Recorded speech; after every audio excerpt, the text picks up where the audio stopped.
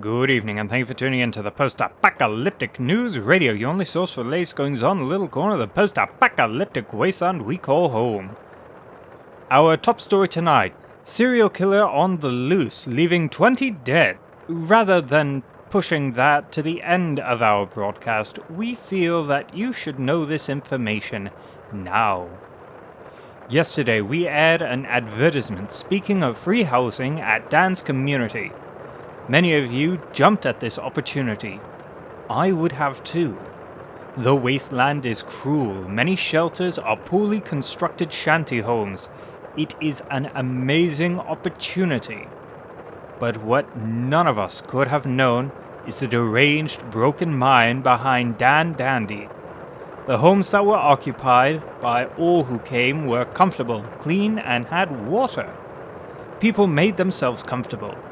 Within an hour, they found the doors locked, and through gas they slept, every one.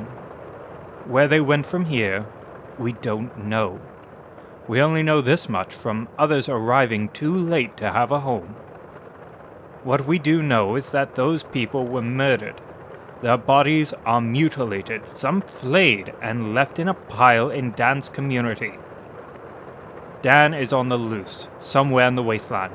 Authorities of all settlements are actively searching. If you know anything, please report to your local authorities. A bounty has not, as of yet, been set.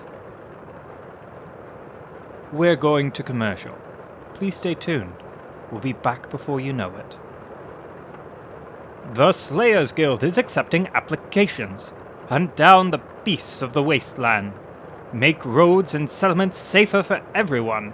Earn glory in cubes for your victories. We here at PANR are hiring. Please mail us for more information. And we're back. I hope you never left. Now I can delay it no longer. It's time for tomorrow's weather report. We can expect a partially cloudy day tomorrow, bringing in more of the unrelenting sun, raising temperatures to a high of 25 degrees Celsius with a low of 23. Wind speeds rising to 5 kilometers per hour with no chance of rain. That's our weather. Now on to more pressing matters. The world outside has changed. The environment has grown cruel and harsh.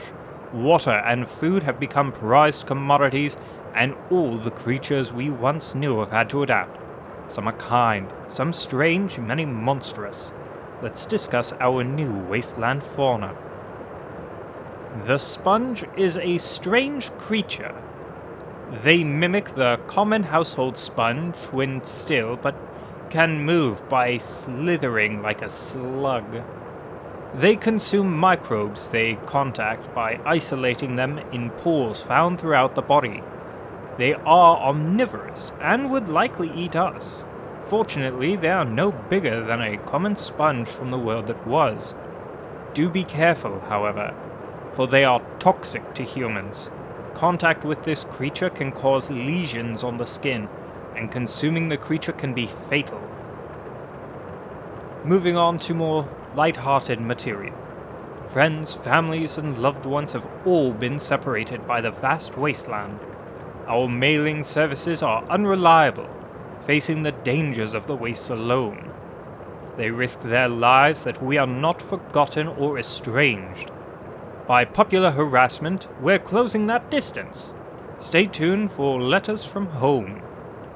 This letter is from Craig Morris, addressed to PANR, to read for one Louise Morris.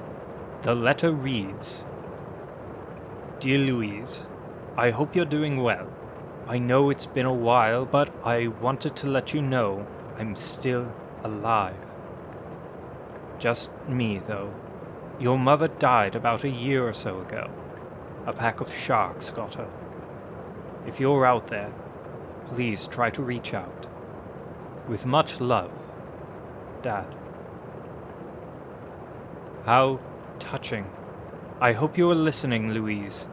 If you send us a reply, we'll be sure to read it as soon as we can. And if any of you have a letter you want read on air, please do not hesitate to mail it to us with your name and the person you're reaching out to. Moving on, it's no secret that this world is a dangerous place. People have grown desperate and taken to helping themselves to your stuff when you're least prepared.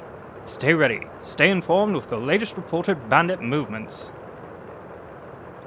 The Merkver have reappeared, attacking merchants traveling between Figfield and Green Court, often taking their goods, carts, pickaxe, and lives. Show caution on this road and travel it in armed groups. The Merkver are ruthless and killers. Moving on, let's talk survival. More accurately, let's talk survival cooking. More specifically, let's talk quality survival culinary. Most of us haven't had a decent meal since the world ended, living off the scraps of the world past or risking contaminated meat hunted from our new furry friends. Often bland or bitter, these meals leave us wanting. However, thanks to a kind soul traveling the wastes, I know a few things you can do to better your meals. Are you a fan of peppers, filled with capsaicin and flavor? Well, have I got good news for you. A durable breed of hot peppers has been found growing the wasteland, growing from a sort of cactus. After flowering, they form small, spherical, wrinkled fruits. This is what you eat. They are easily grown and for sale by Benjamin's Cactus Catastrophe. Pick them up, tend to them, and enjoy the food. And no need to worry, they are efficient self-pollinators. But with that, I'm afraid we're out of time. I should like to thank you so much for tuning in. I wish you all the very best. And if you are truly out there, good luck.